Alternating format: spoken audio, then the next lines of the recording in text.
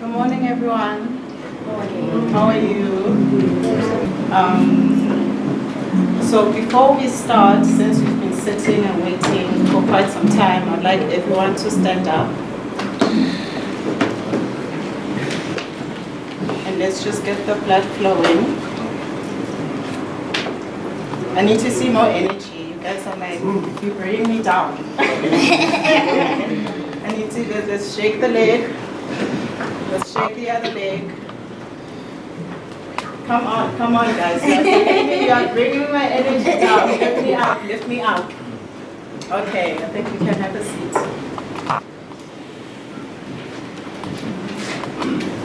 So today's workshop is about how to successfully apply for residencies and competitions.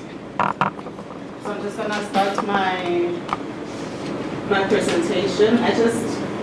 Here and there, I popped a few quotes that I thought that they were like a bit relevant and cute, for the art industry. So they always say time changes things, but you actually have to change them yourself. And I also like to add, you have to change them for yourself as well.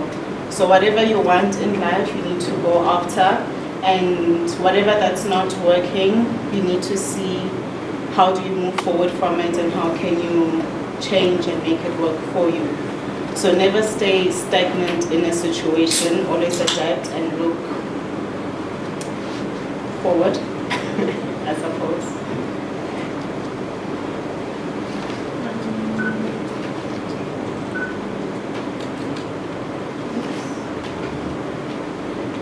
So my name is Olwethu De Vos. I'm a visual artist. I like to call my work sculptural drawings. I work with industrial and domestic materials. My work is about the human condition. I work with themes of psychology, mental health, culture, spirituality, sometimes politics, and sometimes religion, but then all under the umbrella of the human condition. I am also the co-founder and art director of the Blessing Ngobeni Art Prize. The Blessing Ngobeni Art Prize is an MPO that hosts residencies and workshops for young and emerging artists. So we assist them with, basically give them a platform into the professional industry and give them the tools and skills necessary to be full-time practicing artists. And then lastly, I'm also an art curator.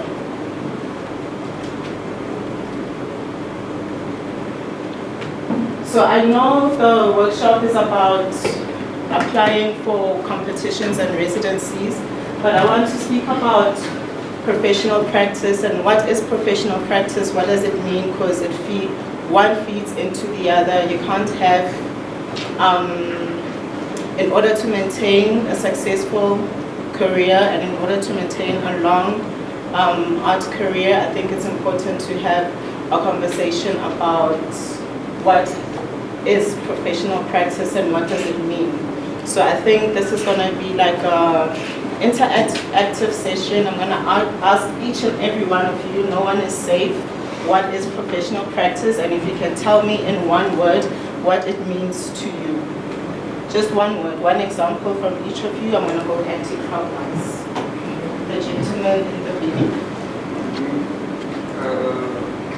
Open-mindedness. Open-mindedness. Language barrier. Language? Barrier. Language barrier. Progressive.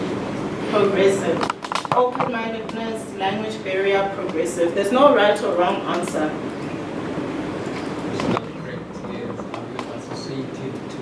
Aligned with how the system works. Pardon? To be aligned with how the system works. Aligned with how the system works. So basically, aligned with how the system works. So it's studying the game, right? Studying the game and playing the game. I think it's presentation of professionalism in a certain space. Presentation of professionalism in a certain space, or how you carry yourself, right? How you present yourself to people, to the audience, to your peers, to your clients.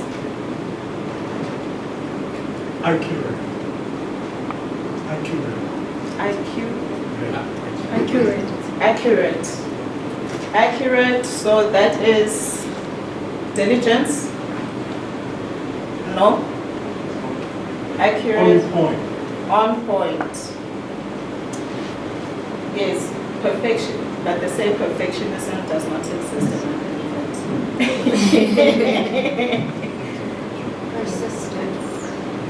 Persistence.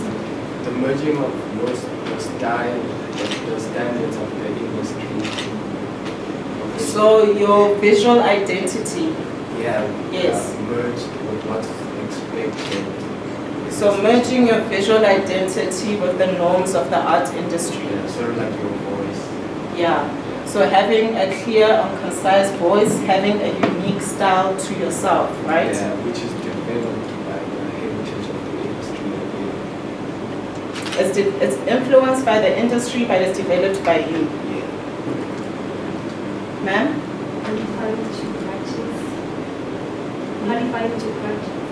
Qualifying to practice. So this is equipping yourself with the necessary information. It doesn't always have to be varsity. A workshop like this is you taking a step to inform yourself about the industry. So you can access information via school, you can access it via the internet, right in your pocket. And you can attend workshops like this, you can come to libraries like this, depending on what's your interest in your art practice, right? The gentleman with the denim shirt. I don't know, turning pro. For me, it means turning pro. Turning pro. Yeah. Can you explain further? So it means you're going to have to be more disciplined on your time. Discipline, time management and discipline, very important things. Don't be like me and arrive late. I think finding your niche and trying to take your skill a step further, I would say. So experimenting and exploring your creative, your style, your material, your concept, right? So I think that's a very important thing for an artist, to always be growing and always pushing the boundaries of your work. So they say you are as good as your last artwork. So each time you need to be improving to get better. You never really become the best because you're always learning, right? It's applying creativity professionally. Applying your creativity professionally, very important. Because as an artist, you are a business, right? Art is not romantic. It's a business. It pays the bills. There's a lot of money in art. So what she said is very important. I would say like the administration part of the art practice. Administration part. It goes back to her. Because art is a business, you cannot only make. You need to do administration. You need to get yourself out there. You need to apply for things. You need to invoice. You need to document your collection. Ma'am? Mine might be redundant, but it's basically just the code in which you need to conduct yourself to be able to professionally practice. Yes. So also how you carry yourself. And ethics, guys. Ethics. Mine would be eagerness to grow and be teachable. So basically, you should be able to. Don't be rigid. Yeah. Don't be rigid. I think it's very important to be open to criticism, right? For me, it's making money. Making money. Yes. Yeah. Yes. Making money. You wanna look handsome. And the ladies want to look cute. right? You want to buy a house, you want to have a car, you'd rather build a house, not buy a house, you know? You want to own things, you want to own assets, and art can do that for you if you do it the right way. Okay. So, out of all the things that we mentioned right now, how many of you actually practice them? Do you practice everything? I'm a human being, and a very young one at that. So not every day, no. But if I can space it out in a week, yes. Because I'm young, I still think I should be able to do it every day, but I still have to work that muscle. I just don't think it should take more than a week to get everything in, because then otherwise, how do I develop on a monthly basis? Exactly. So the reason why we went through this exercise is to make it visible how much there is to professional practice and how many aspects there are to it, and how much, because of everything that we mentioned, how much discipline you need to have in order to make all of that work, right? Because I always say, with art it's one of the most difficult careers you could choose. If you chose it for yourself, good luck, right? Because if you think of any other business, you have your administrator, you have your PR, you have your logistics, you have your financial officer, and you have everyone dedicated to these responsibilities, and they all come as a component and make the business work and successful. But as an artist, you have to be all of those things.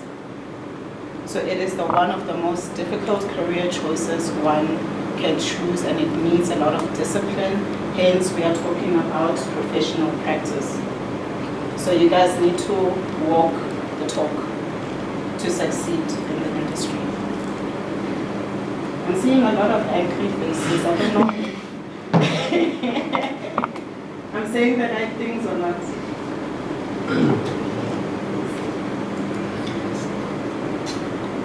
Within the industry, there's an ecosystem. There's the artists. This is you, this is myself. There's arts and culture organizations. These are galleries, NGOs, art fairs, project spaces. Community and audience, collectors, art dealers, art lovers, the policy, governments, they regulate the policy for the industry. And if you do not pay attention to any one of these, then you're sort of floating. This is when you are working so hard, and then you're thinking to yourself, I'm doing everything right, but then why is nothing working for me?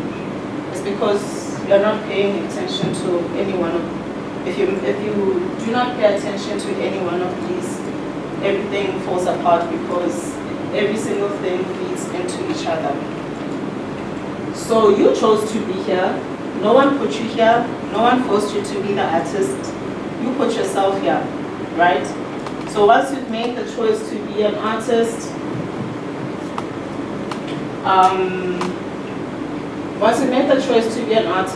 the same way that it takes a village to raise a child, it takes a village to make a successful artist. You cannot do it alone.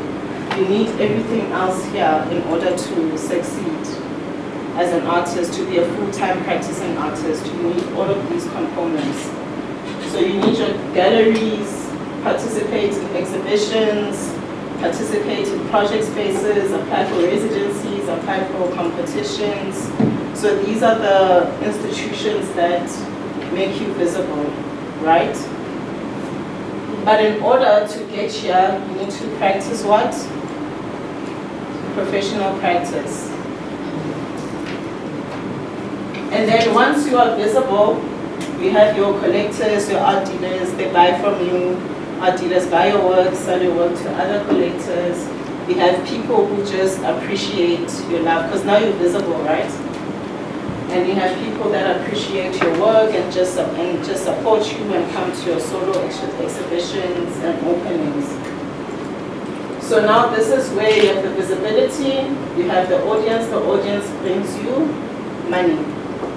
This brings you sustainability. Policies and governments, this is what when you want to work on big projects, especially like maybe a solo exhibition, or not all residencies are fully funded. Maybe you got a residency in Europe or Japan, but you need funds for flights, you need funds for I don't know, accommodation, or you want a grant to start a project, or you want to do a public sculpture. This is where your National Arts Council, lottery, this one, commission, lottery commission, but any government and corporate funding that you are able to access.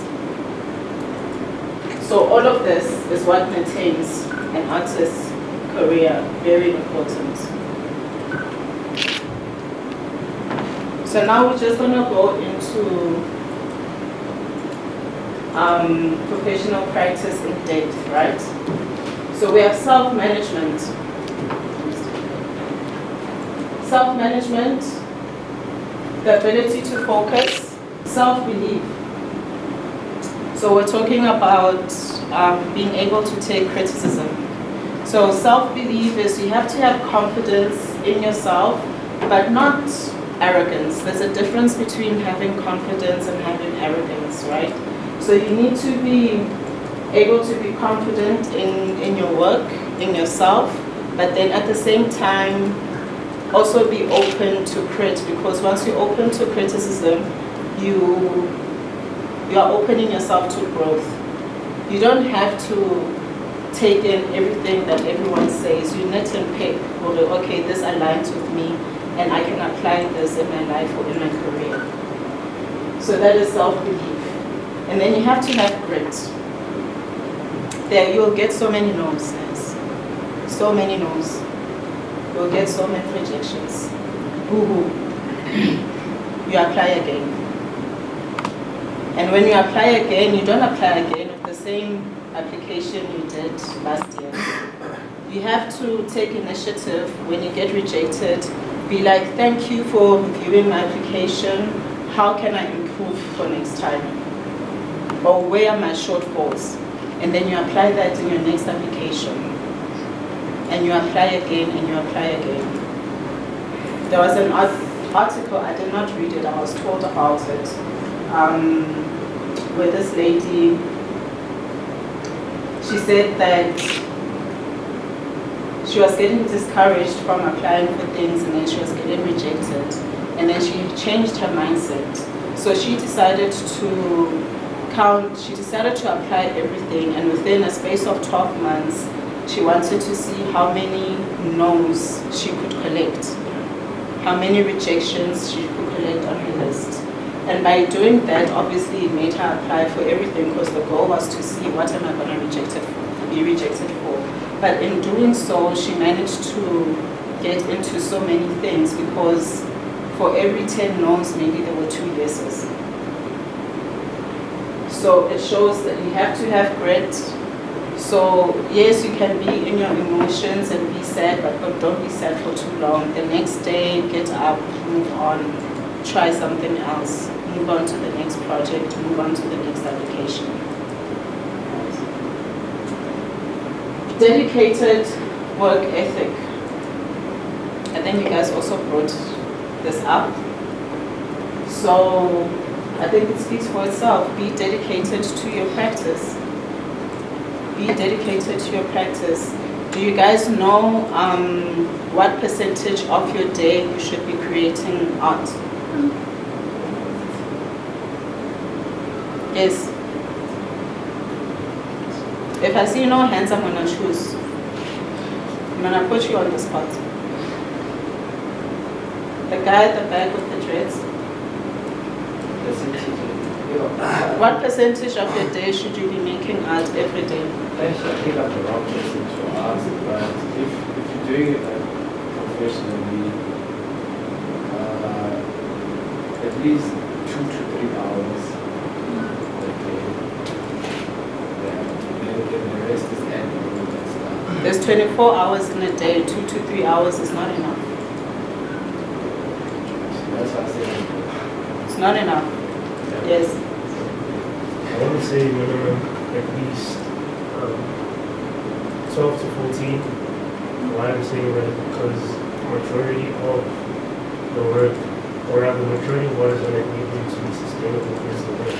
So if there's no work that you're producing at regular intervals, then it means that you're not producing any work that people haven't already seen. So the percentage of the time in which you should be producing every day is 50%.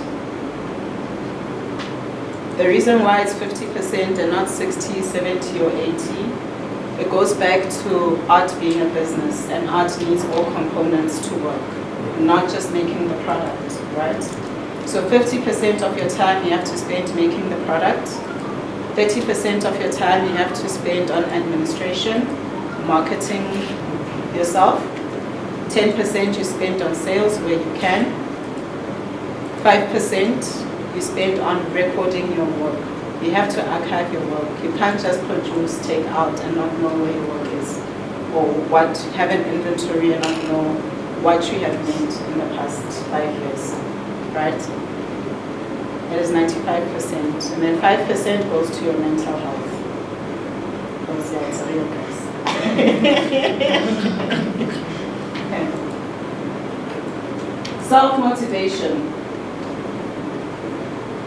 How do you stay motivated?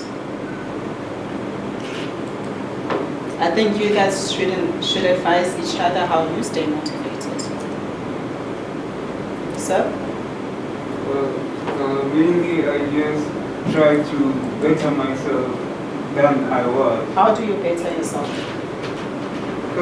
By just, how do I put it? Making sure that I don't repeat every mistake that I made in the past. Mistakes are not mistakes if you turn them into lessons. They stay mistakes if you don't grow from them. Right? How else? The guy with the glasses. How do you motivate yourself? By participating in the art world. How? Internal competitions, maybe silly. Keep on practicing your work. You keep on practicing. Okay. How do you motivate yourself? Basically, I always just remind myself where I started and try to better myself, like research, do things, and other techniques I can use, and so on. She always looks back at where she was. Sorry, her hand was up first. Sometimes getting inspiration from other artists. Yes, getting inspiration from other artists, especially artists that are doing something similar to you. So see how they write about their work, see what they engaged in, because every opportunity they had is an opportunity you could have next, right? I would say paying attention to my inner world, my emotions, or childhood memories. Just paying attention to getting to know yourself. Yeah. And that's a never-ending journey. Okay. So I think those are enough examples of how you can stay motivated. And as I said, it takes a community to make a successful artist. So if you feel like you don't have any self-motivation, look next to you, to your family, to your friends, to your peers, right? You can get motivation in the smallest things. Time management. Time management. Be on time, send things on time. If you have personal deadlines, meet your own deadlines, right? Do you know in Europe, if you set a meeting for 10 o'clock, right, and you arrived exactly at 10, you are late. You actually need to arrive 10 minutes before, then you are on time. 20 minutes before you are ready for the meeting. So arriving exactly at 10 is being late for the meeting. And some people become very offended if you do not respect their time, especially the more successful you get as an artist, because we're all doing multiple things, right, in order to succeed and maintain ourselves, our families, and our career. So for someone to carve up their time to meet you and you do not communicate or get there on time, then it becomes offensive for the next person. And at some point it will become offensive for you. So time management is a very important aspect, but it's also very important in terms of work. If you submit, if I've invited you to a group exhibition and you submit your artwork late, and you tell me, yeah, but everyone else's work is here, I cannot curate without your artwork being there. Because curation is an art form in its own, and you need all the artworks to create a narrative in the white cube, right? So it affects everything.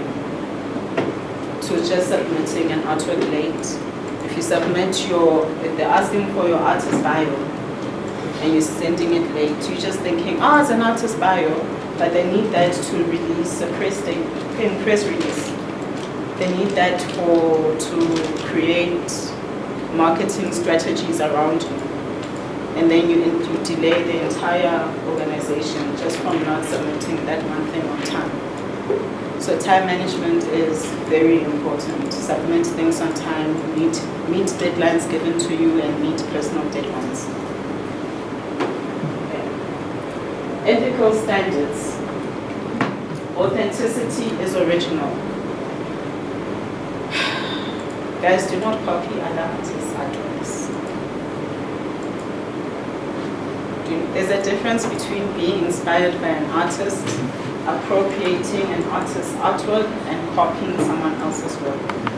The industry does not need another Nelson Magamo. It does not need another William Kentridge. You know, it does not need another Diane Victor. So do not copy other artists' work. And the thing is, the art industry, especially in South Africa, is so small. People talk. You can become blacklisted. There isn't an official blacklist. But people talk amongst themselves, and they won't want anything to do with you if you're creating what other people are doing. Find your own style, find your own voice, find your own narrative. You know, explore until you get it right. Transparency in transactions. This is very important in terms of sales as well.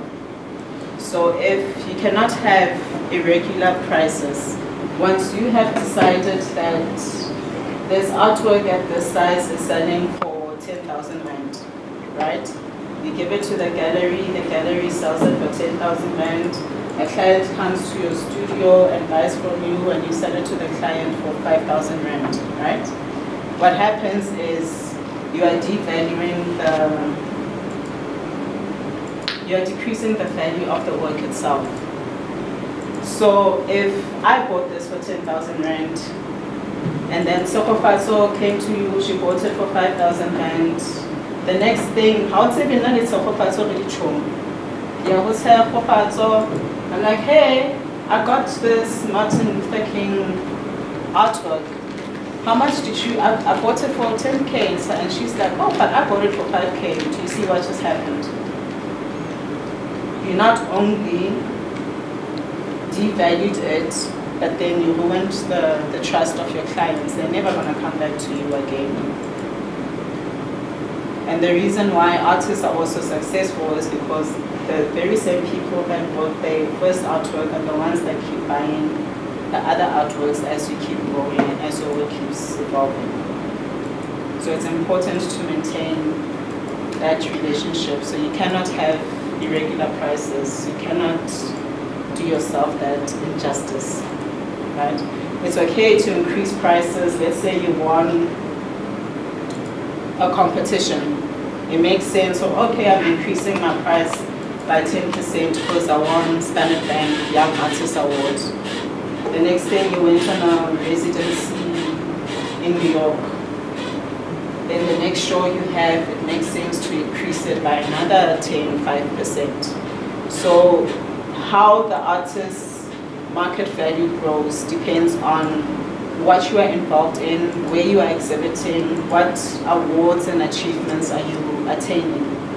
So that is what increases the value, market value of an artist. So it's very important to strategically create a plan for yourself and seek advice and increase gradually and not be tempted by discounts, right? Because there are collectors that will try to shy, you know. Do not be tempted. If you decide that this is the value of my work, then that is the value of your work. They must not get it for any less. You can offer them installment payment plans. No, you can pay me in a 3 months installment. Right? Guys, if you have any questions while I'm talking, please feel free to ask. And then respect for intellectual property goes back to authenticity, right? And quality.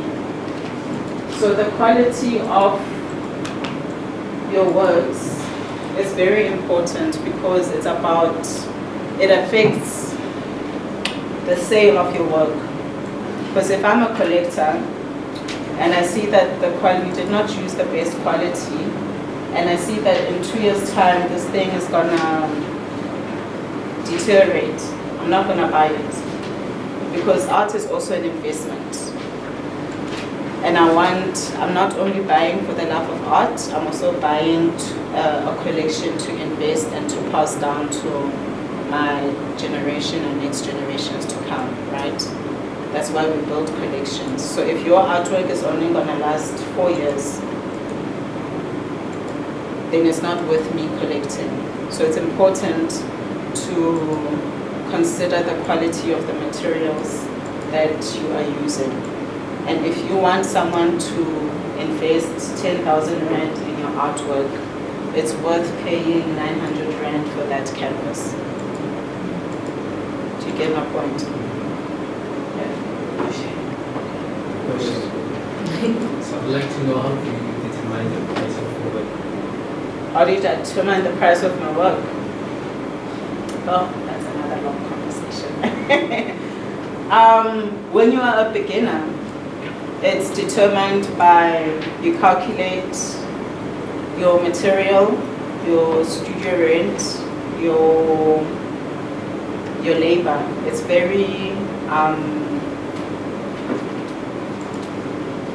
very calculated, and also your value, right? But then as you grow, as I said, your price is affected by the accolades that you attain in your career. So in the beginning, like my first artwork, maybe it sold for like 3,000 Rand, and it was glass pieces. So I would calculate, okay, I made 10 pieces. It took me 20 hours, right? And maybe it's 200 Rand per hour. And the material cost me 1,000 Rand. And I have a studio, and the studio costs me 1.5, right? And then you calculate all of these things, and you divide it by the number of body of works that you can create in a month. So let's say you are able, like painters are able to make more works. So let's say maybe you are able to make 15 artworks in a month, and your living expenses cost you 20K, right? Then you're gonna divide maybe that 15 by 20. And then you'll get, my maths is not maths. So can someone calculate quickly? So 20,000 divided by 15.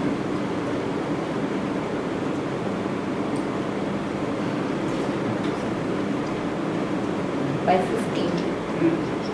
1,333. 1,333. So then that's just to cover your materials, right? And then you need to make a profit on that. So maybe you'll add a 30% profit. Of the 20 or the 1.3? 30% of the 20 or the 1.3? No, the 1.3. I know we have narrowed it to an individual artwork now. So it means for every artwork you need to make a minimum of 1.3 a month. And then it's going to be determined by the size. So maybe it will be 1.3 for your smaller size.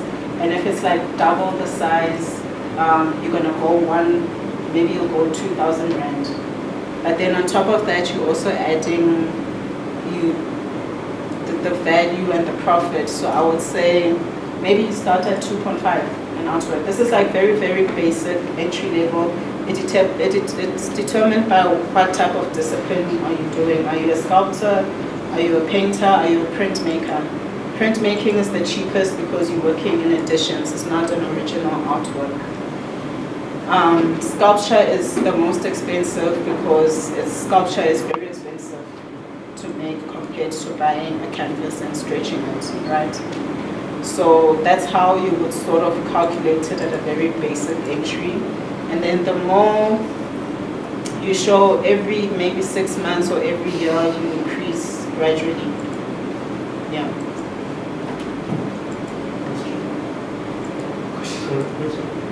Yeah. Does that apply for work that is created digitally as well? Yes, as long as you have identified it as an artwork and you put in your signature as it and you put in value to it, yes. So, but obviously, as I said, printmaking, digital stuff are a little bit on the cheaper side because they're reproductions. Yeah. So it's advisable to limit your edition to make more money because the more you open up your edition, the lesser it's worth. Right? Yes. So I'd like to know if there's a way or a system that you can use to avoid spaces that don't understand the quality of what you're producing. That decision is entirely for you to make. So if you feel in your gut that this gallery or this project space are not handling my work well, then it's your decision to pull out. It's not their responsibility, it's your responsibility. To either inform them how to deal with the work and give them an instructional manual that this is how I prefer my work to be handled. And if they do not abide, it's your responsibility to pull the work out. With regards to competitions as well, they want you to include an artist CV. Yes. So how do you go We're about gonna get to that. I want to know about price free when you are exhibiting from different galleries. Let's just say from the previous gallery you exhibited your work and nobody bought it, and then you have to exhibit it to another gallery. Do you increase or decrease the price, or it's just You keep your same prices. As I said, you only increase your prices every 6 months or every year, depending on how active you are. It doesn't make sense to increase your prices in 6 months' time and you've only shown once or twice, right? Let's say you showed 6 times within 6 months.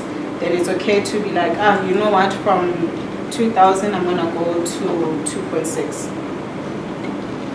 right? And then if you've shown less than that, then it makes sense to increase them within a space of 12 months.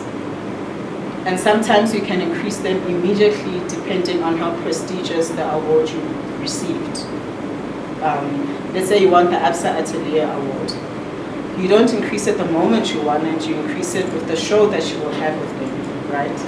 So Absa Atelier, it's very prestigious. So let's say you're working from 2000 and you want that award. So it means you can go from 2,000 to 10K.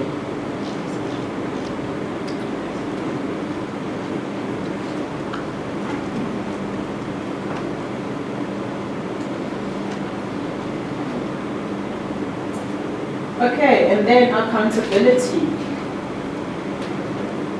So communicate.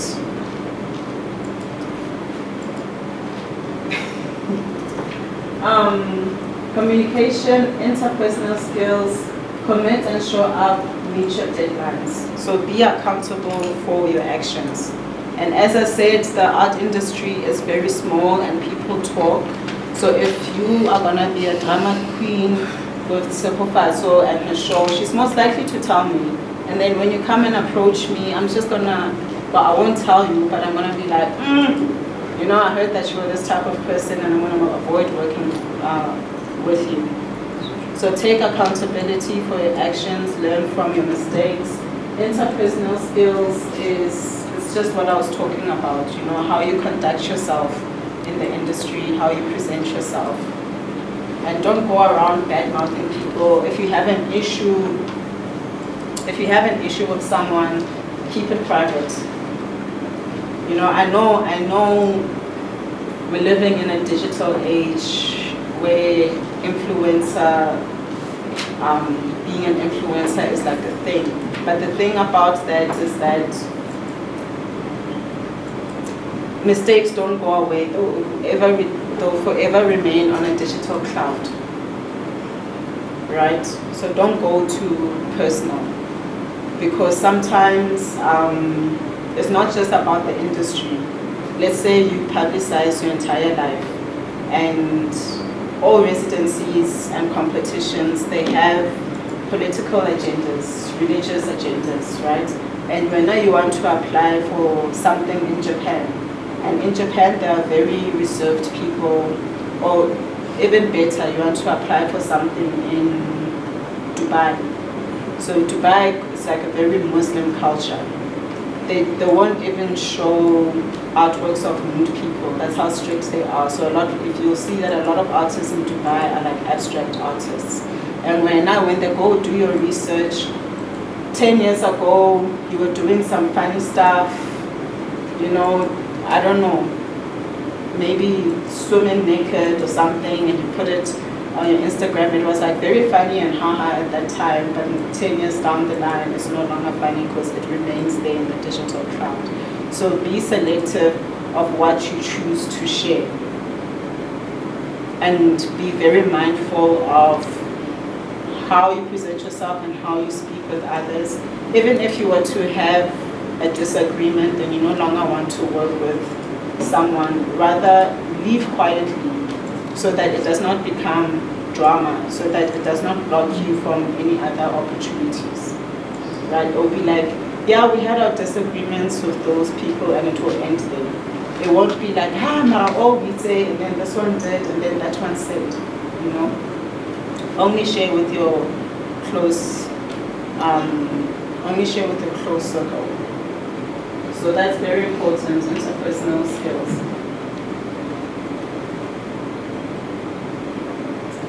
And here's a cute quote: whether you succeed or not is irrelevant. There is no such thing. Making your unknown known is the most important thing.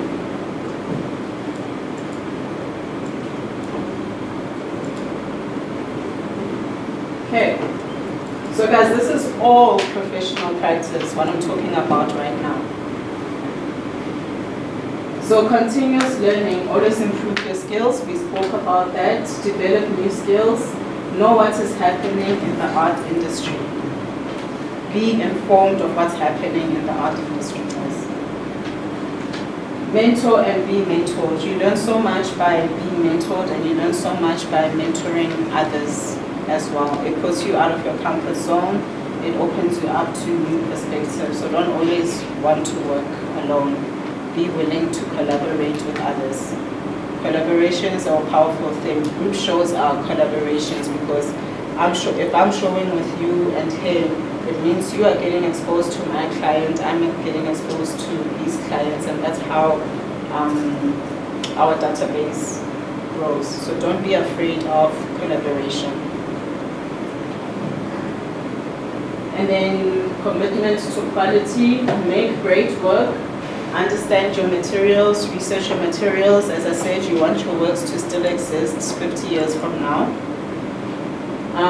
Documenting, archiving, and record keeping. As I said, the moment you put a signature on an artwork, document it. Take a picture, put your artwork details, keep an archive of your work.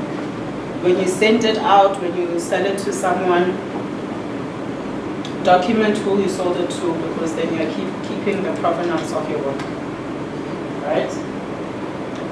And then framing, your artworks must always be exhibition ready. Who can tell me what does this mean? Yes.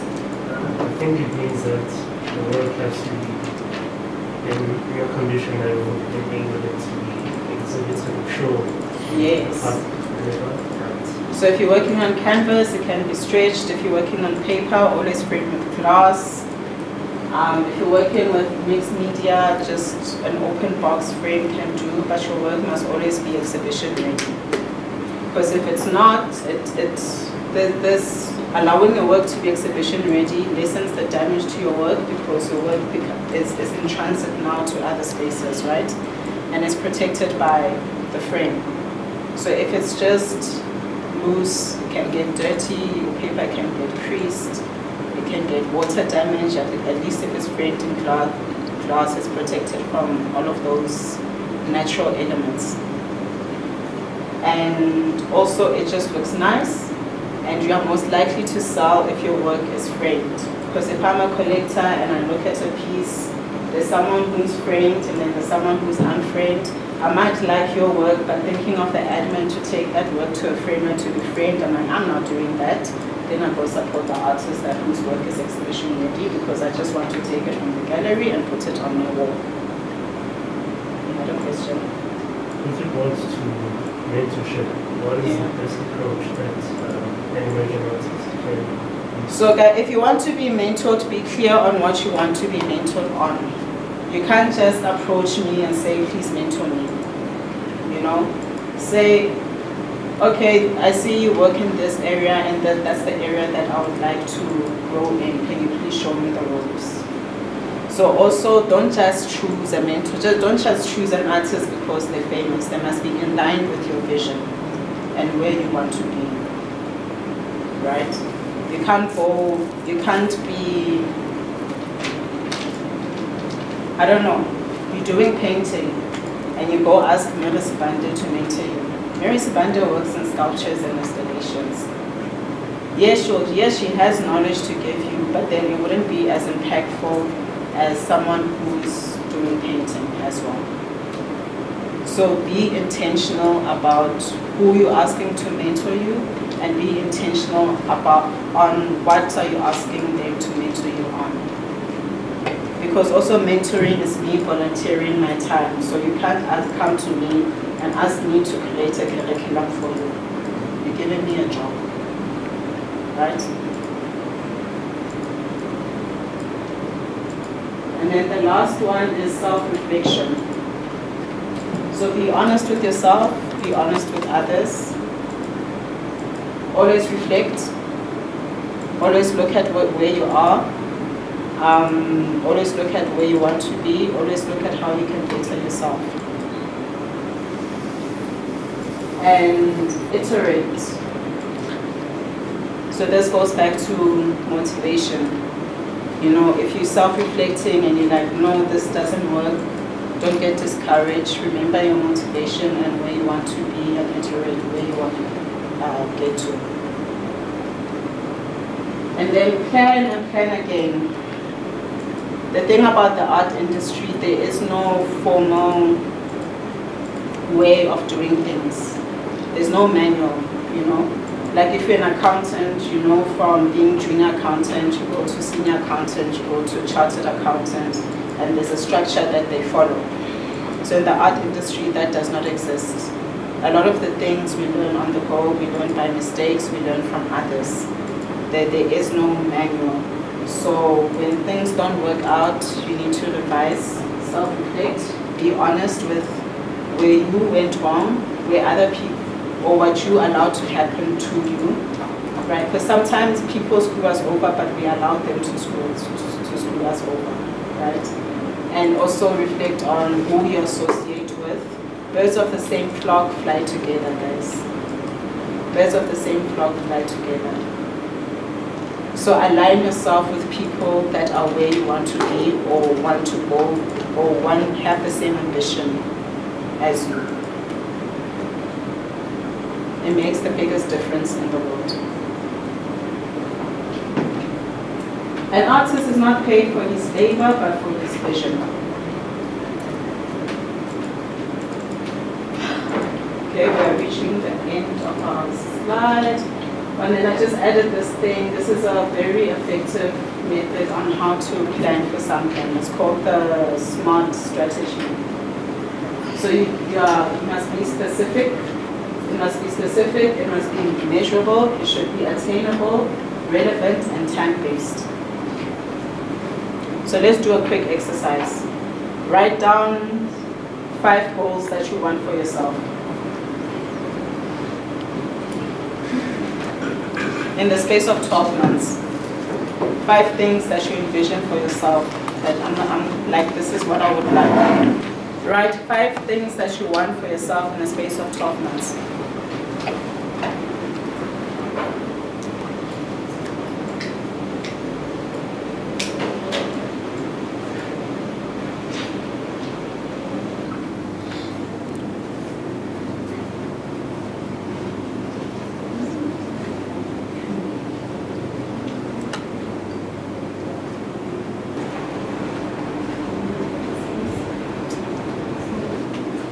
So this is a layout of an artist CV. So you have your work CV and an artist CV. There are 2 separate things. And if you have a side job, that means you're going to have 2 CVs. You don't use the same CV for everything. So an artist CV should be formulated like this. It should be very simple. Your full name, where you originate from, lives and work, your educational background, if you had solo exhibitions, or solo exhibitions, if you had group exhibitions, residencies, if you attended any residencies, awards, if you've won any awards, grants, if you received any grants from the government or corporations, notable collections.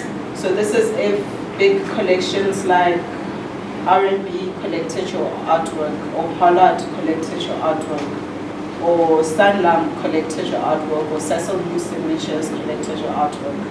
You put there, and then press is if you have any, so that will be like links to any articles or any interviews you had. If you had an interview with SABC, if Citizen wrote about you, then you put like links to any press outage that you had, right? So then, and then when you write like your solo exhibitions, group exhibitions, award, it should be the latest to the oldest. So it shouldn't be in that chronological order. It shouldn't be what you did 5 years ago going down. You start with like your earliest participation, going backwards to where you began. So then this is a layout of an artist CV. Yeah. If one aspect is missing from the artist CV, that means it will be incomplete. Yes, it's incomplete. So these are the things we look for when you apply for competitions and residencies. And the do's and don'ts. This is the last part of our slide. So the do's and don'ts of applications. Do not put decorations on your CV, guys. No butterflies, no flowers. It's a legal document, it's a professional document. Don't beautify it. All these fancy borders, no. Don't put any of that. Absolutely do not put a picture of yourself on your CV. do not, you might look like the girlfriend who my ex cheated on and automatically I'm biased now. You know? You might look like someone's trauma response. Do not put a picture of yourself on CV. The only time that you will submit a profile image of yourself is if asked for. So platforms like ABSA and I think SASO, they have their own, they don't request an application, they have their own application online, and then when you just go in and submit. And sometimes there's an option there that please submit a profile image of yourself. That is the only time. But then on an artist CV, do not put a profile picture of yourself, because we are all beautiful, but we are not all photogenic, and your face might rub someone the wrong way. Avoid multiple fonts. Use one font for everything. It looks professional. Check for spelling errors on your CV, and also when you are sending emails. That offends a lot of people, because if there are spelling mistakes in your communication, it indicates that you are not taking the application seriously. You're not taking the time to proof check what you are sending, right? For applications, there are people that instead of sending what's required, they attach a link to their social media or website. That's very disrespectful. Don't do that. Because it goes back to you're not serious and you're not taking the time and effort that everyone else is. Do not put a synopsis for each work. Do not describe every single work that you have. That's why you have an artist statement and you have a biography, but an artist statement, I think some of us will speak about an artist statement, but an artist statement is like a general overview about your work. So when you're applying for things, don't put a description for every single work. And in your CV, I think there's this new thing of putting a percentage of experience. You know, like if you have, I don't know, like a skill in Adobe, and you'll be like, yeah, 80% experience in Adobe. No, you don't want to know that. It's irrelevant. Either you have the skill or you don't have the skill. If you don't have the skill, don't put it there. In your CV, do not put biographical information. So that's why we have a biography, and then if the residency asks for a biography, then you submit your biography. Do not put personal information about yourself in a CV. You go back to that format and you keep it strictly as that format. Personal anecdotes, stories, or irrelevant information, unless pertains to the artwork itself and aids the understanding of the work. Unless it's about the work, we don't want to know about how your grandmother is struggling, how your mother had cancer. We don't want to know that. Because it's like you're forcing us to judge from an emotional, I don't know, aspect rather, and we give everyone fair opportunity. Well, organizations want to give everyone fair opportunity, so they don't want to feel like they're being emotionally blackmailed, right? So don't put soppy stories in your CV that you need this because you are struggling and whoever passed away and you have this challenge. It's a no, don't do that. And then the do's, save everything on one document. So that was just the CV. Usually an application will ask for your CV, your biography, your artist statement. So when you submit those things, don't submit them as separate documents. Save everything on one document. And then very important, you need to save it as a PDF, not as a Word document, because if you're sending it as a Word document, I might not have the fonts that you used in your Word documents, and then everything becomes scrambled, right? So at least as a PDF, whatever you send stays as it is. So usually maybe you'll start with your artist CV, you go into your biography, your artist statement, and then you put in like 10 artworks of examples of your work. And when you put examples of your work, high-res images. If you don't have the smartest phone, ask someone with a smartphone to take the pictures for you. So sometimes applications is all about me seeing the effort that you made. And if I don't think that you're making enough effort for me to take you seriously, I won't take you seriously. I'll move on to the next person who made the effort. And when you put in works in your application, do not use works that are more than a year old, because then that tells me that you are not working and you don't have works currently. So maximum maybe a year and a half. So like let's say for 2024 application, your works should only be the oldest is 2023, no 2022. Unless it's a type of application where you want to show your trajectory and where you come from. And if it's that type of application, select one image and the best image from each area that you are working in.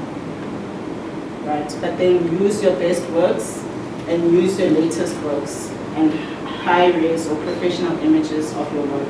So it's important also once, it goes back to documenting, once you're done with your work, when you're archiving, it's part of like hiring a professional photographer to come photograph your artworks, because when someone calls you for an artwork, to write an article about you, then you have a professional documentation to just send to them. And then use industry titling, so the details of the artwork, this is title, date, size, medium, and edition. If it's relevant, if your title is in another language, provide an English translation. So these are the very important do's and don'ts of applications. That is the end of my presentation. Do you guys have any questions before I leave? No? Okay. Thank you guys.